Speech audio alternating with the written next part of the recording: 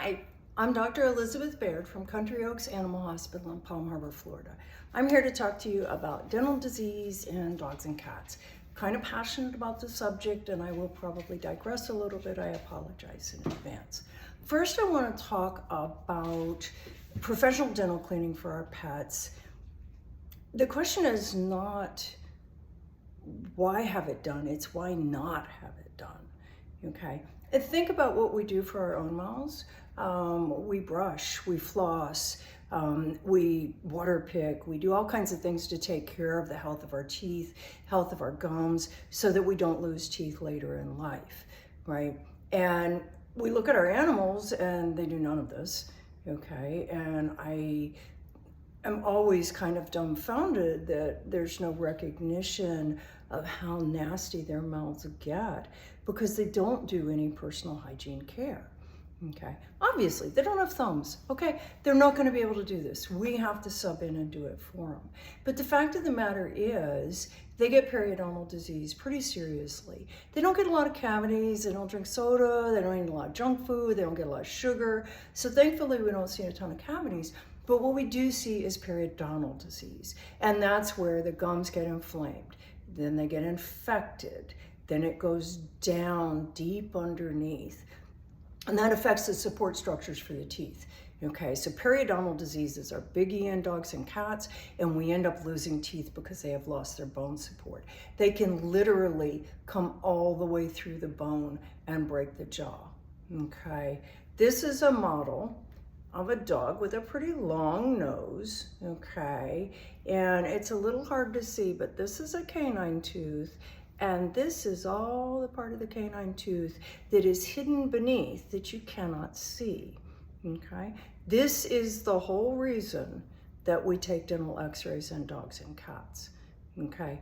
All of that is hidden from view. Also, let's face it, dogs and cats do some things we don't do. I have a dog who chews on rocks, okay? I'm sure many of you do too. They chew on things like deer antlers and other kinds of stuff, bark, sticks, you name it, okay? So they're a lot higher risk for trauma to their teeth. Unfortunately, it's not always visible trauma. So I can go in and do some bonded sealants for the little chips that come across the top of those teeth. Not that big a deal. But you've got a two-rooted tooth sitting here, and it gets weakened by periodontal disease, and then the root cracks right at the base of that crown. You can't see it.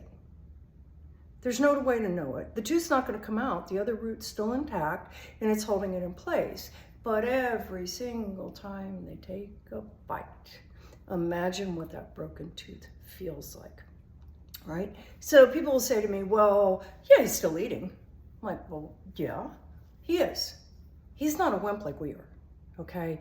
They really are not. They're very, very stoic creatures. They also don't have a way to say, hey, my tooth hurts, I need a Tylenol, call the dentist. That's what I do. That's not what they can do, okay? So they will often not give us any indication whatsoever that they have dental disease, okay? By the time their breath is foul, it's already probably pretty bad. Bad breath is not normal.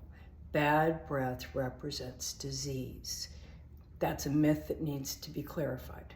Bad breath is not okay. It is never, ever, ever normal in a pet, okay? So what happens is they have periodontal disease, they may have bleeding gums. You're not gonna see the blood. It gets swallowed. Okay, they may have loose teeth, they may have broken teeth. That loose tooth is not going to come out anytime soon. It's going to lose a ton of bone before that tooth is going to just fall out. And that poor dog is living with that pain and discomfort while that tooth is in there getting worse and worse and worse. And the soft tissues are inflamed and infected. Okay, so part of the point of dental cleaning is not just to get the mouth clean, get the gums cleaned out, clear up any periodontal pockets, but it's also to x-ray those teeth, see what's going on beneath the gum line, and try and provide a healthy, happy, pain-free mouth for our pets. Yes, they will keep eating. Guarantee it. Guarantee it. They will keep right on eating. They may shovel their food over to the other side of their mouth to try and avoid the area that is painful. You will probably never be able to visually see that that's happening. The other thing you have to be aware of is not all dogs and cats chew, okay? I own a couple. They do not chew their food. They literally kind of inhale the food, down it goes, kibble intact. That myth that chewing on hard dog food helps reduce tartar is absolutely 100% a myth. It doesn't work, okay? It can only remove the very top part on the crowns. It will not get down to the gum line. And then you have this huge percentage of the population that simply does not chew their food. Cat owners, okay? How often do you come around the corner, usually to a carpeted area because we would not want to vomit on tile, okay? And there's a nice little pile of vomit on the carpet. And that food kind of doesn't look a lot different than when it was in the bowl, okay? You can see the shape of the kibbles. It's just kind of wet, but it still looks like the dry cat food, right? Your cat doesn't chew, okay? The vast majority of cats do not chew if they have a healthy mouth. They don't chew their food. Many dogs do not chew their food, okay? They just shovel it backwards and off it goes, right? So the fact that their teeth hurt doesn't necessarily slow that down. They may even still play with their toys.